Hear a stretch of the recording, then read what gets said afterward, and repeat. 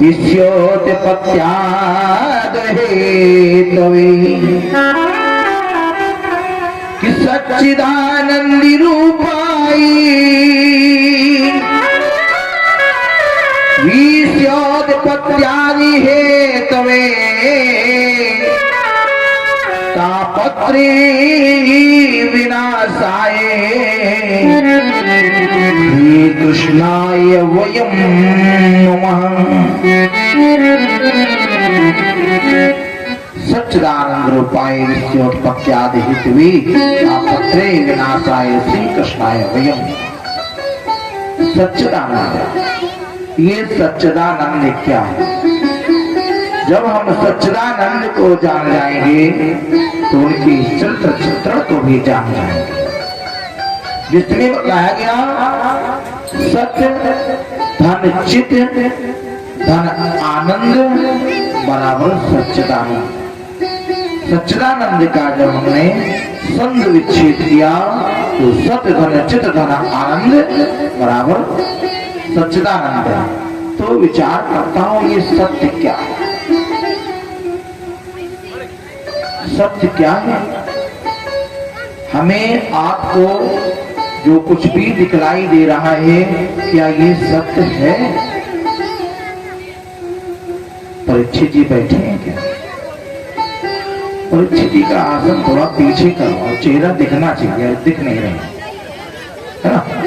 कल से आसन थोड़ा पीछे करो, क्योंकि लक्ष्य यही है हमारे यहाँ, वहां उनके लक्ष्य हैं, तो चेहरा तो दिखना चाहिए। तो बताया गया सत्य क्या है? जो कुछ भी दिखलाई दे रहा, क्या ये सब सत्य है? सत्य कौन है? सत्य वो है जिसका कभी विनाश ना हो।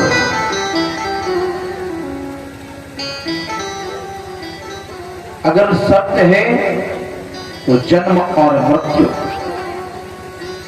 ये सत्य है कि जिसका मरण हुआ है उसको जीवन मिलेगा, और जिसको जीवन दिया है भगवान ने उसकी मृत्यु होगी।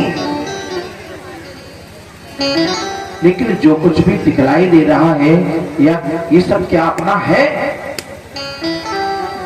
इस शरीर का, जो इस शरीर को हम मल मल के साफ सुथरा रखते हैं, इस शरीर का एक रोम में भी अपना नहीं है। यहाँ संसार में कुछ भी अपना नहीं है। और सत्य कौन है? जो अपना।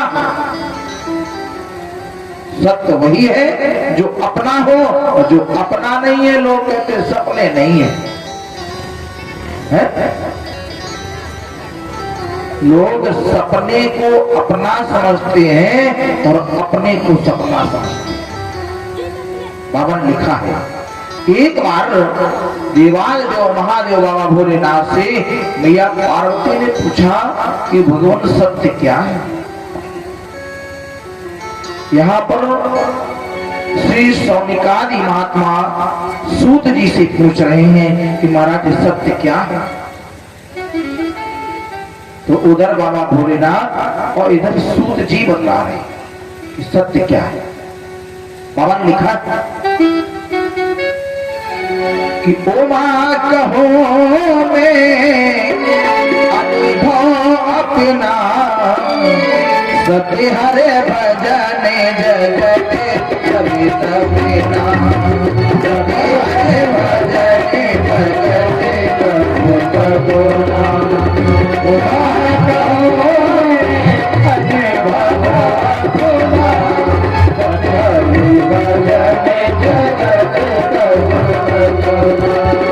ओ मां कहो मैं अनुभव अपना, सत्य हरे भजन जगत कभी तभी ना, सत्य हरे भजन जगत कभी कबो ना, सत्य हरे भजन जगत कभी कबो ना।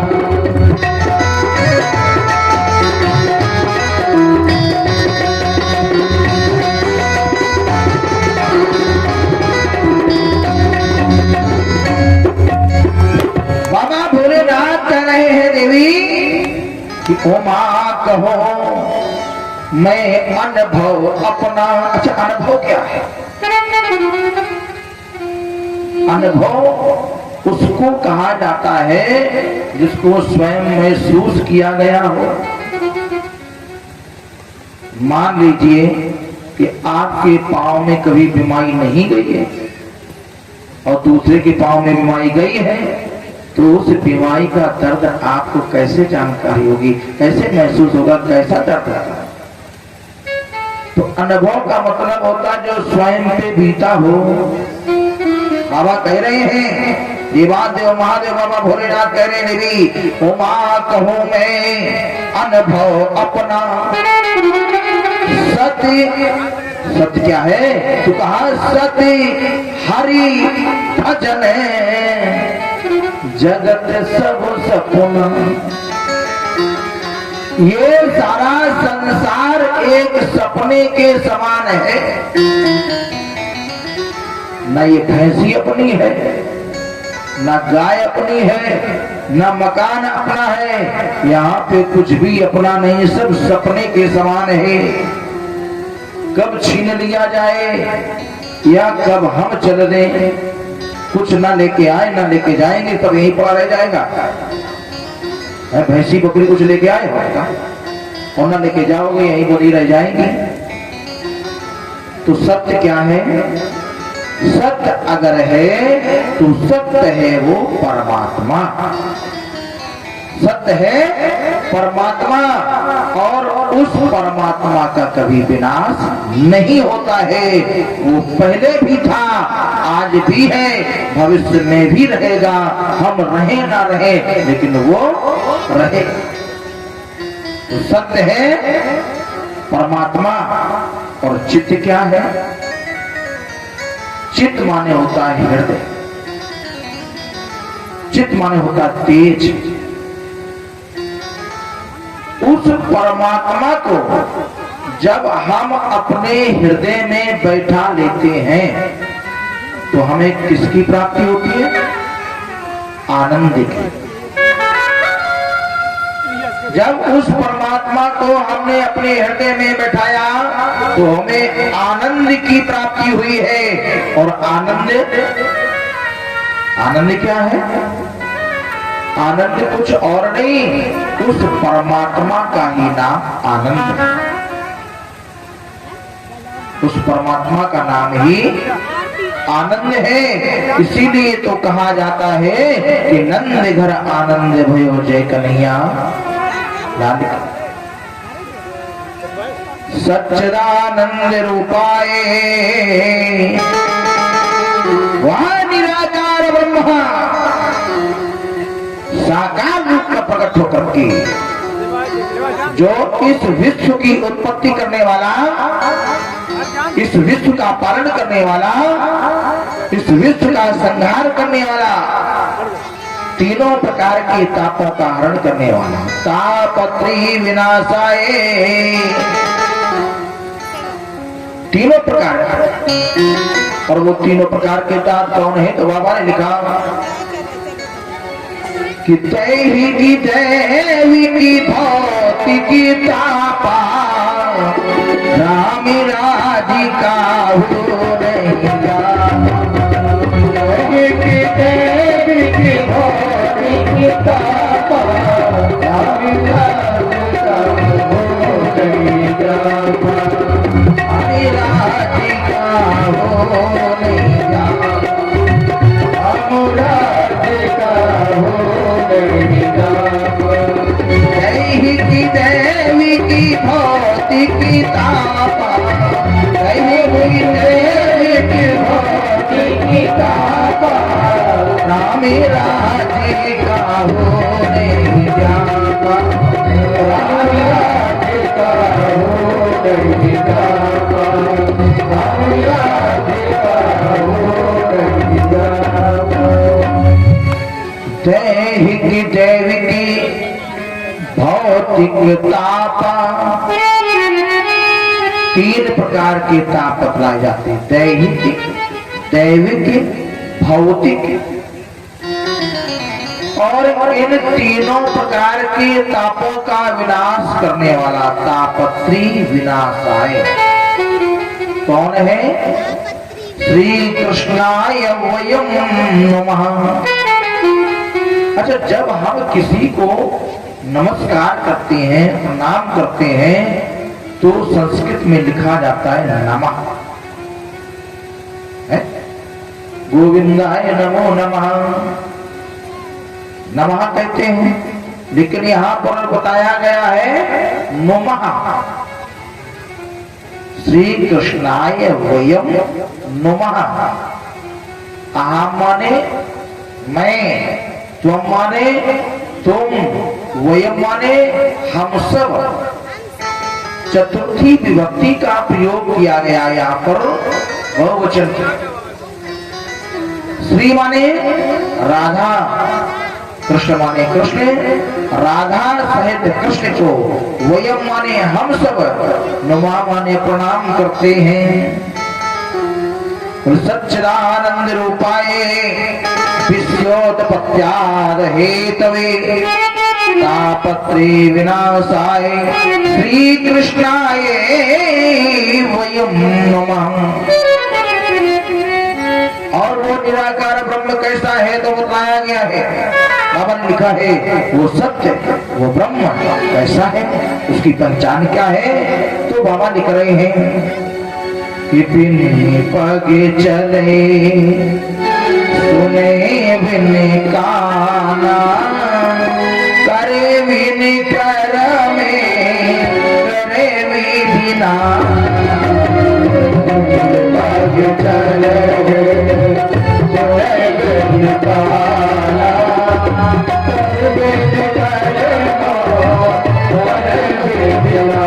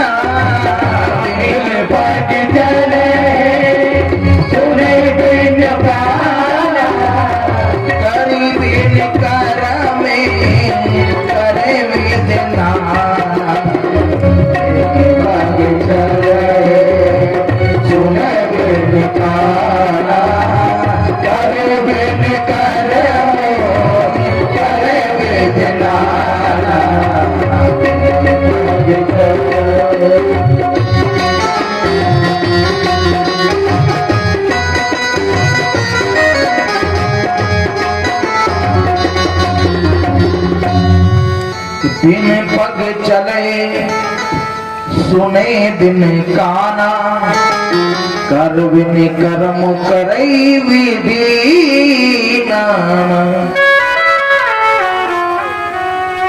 आपके गांव में भोले बाबा का मंदिर है। भोले बाबा के मंदिर में हम ये नहीं पूछ रहे कहाँ है, जाते हो मंदिर तो ये बताओ मंदिर में मूर्ति कैसी है? लिंगाकार। उसमें आपको कहीं हाथ, पाए, मुंह, आंखें, नाक, कान दिखाई पड़ते हैं?